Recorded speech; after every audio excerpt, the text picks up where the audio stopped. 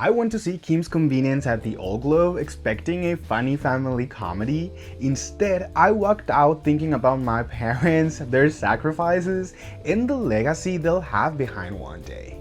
And honestly, I wasn't expecting that. But before we get into that, if this is your first time here, my name is Joel. I create content around musicals and plays across Southern California. So if that's your thing, make sure to subscribe and check out my social media after this video. But now, let's talk about Kim's Convenience. The play centers around the Kim's family, owners of a small Korean convenience store, and a question that many family businesses eventually face. What happens when the parents are ready to move on? Do they sell the business? Do they pass it down to one of their children? And what happens if the children don't want the life their parents imagined for them? That's a conflict at the center of this story. The cast is surprisingly small, featuring only 5 performers. You have Appa, Oma, the parents, Janet and John, the children, and Brandon McKnight, who somehow managed to play 4 completely different characters throughout the show. What immediately stood out to me was how unapologetically Korean this production was. From the moment you enter to the theater, you're immersed in the culture. The program itself includes both Korean and English text. Korean music plays before the show even begins, and throughout the show, Appa and Oma regularly speak Korean with one another.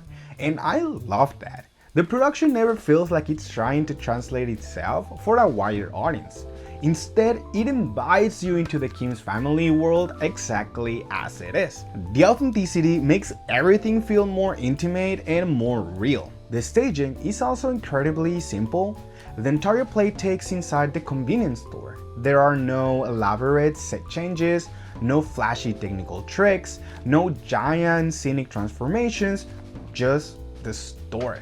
And honestly, that's all the show needs. The space becomes character of its own.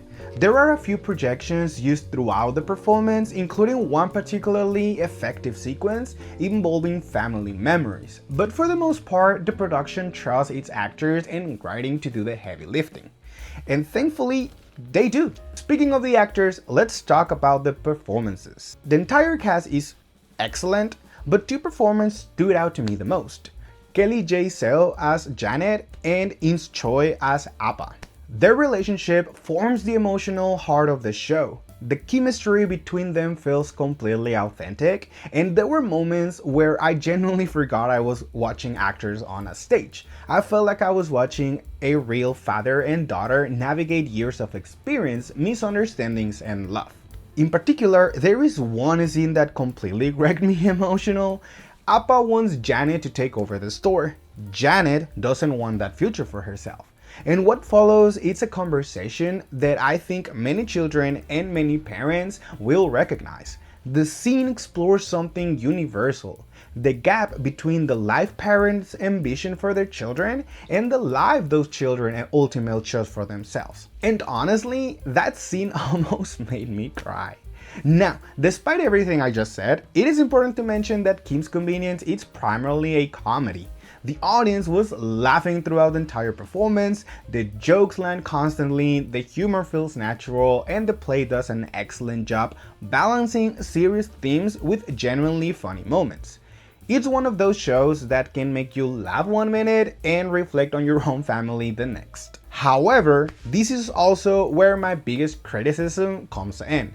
The play is only 1 act and it runs a little over an hour. While that makes it incredibly accessible, I couldn't help but feel like some storylines needed more room to breathe. There were several moments where I found myself wanting to dig deeper into certain relationships and conflicts. Some plot threads feel introduced but never fully explored, and because the themes are so compelling, I found myself wishing the play to spend more time unpacking them.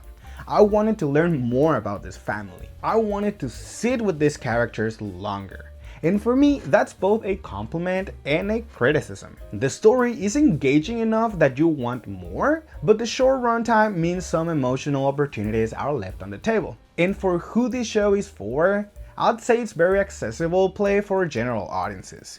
You don't need prior knowledge to understand the story, you don't need to be familiar with Korean culture, and you don't need to be a theater expert either. The themes are universal, family, expectations, identity, legacy, those ideas connect with almost everyone. That being said, I think adults will appreciate the story more than younger audiences, not because the content is inappropriate, but because as so much of the emotional weight comes from understanding family expectations and the complicated relationships we develop with our parents as we grow older. So, is Kim Convenience worth seeing? Yes, absolutely. It's funny, it's heartfelt, it's relatable. And even though I wish it explored some of the themes more deeply, I still found myself thinking about it longer after I left the theater. Any show that makes you reflect on your own family has probably done something right. For me, Kim's Convenience earns a 3.8 out of 5 stars. It's a strong production with memorable performances, genuine laughs, and a story that will resonate with many people, especially if you've ever had to navigate the expectations of family. Now, I want to hear from you. Have you seen Kim's Convenience? What were your thoughts? And if you haven't seen it, is this something you'd be interested in watching? Let me know in the comments below, and of course, if you enjoy theater, musicals, and behind the scenes coverage from Southern California, don't forget to subscribe and follow me across my social media as Behind the Encore. And thank you so much for watching, and as always, I'll see you behind the Encore.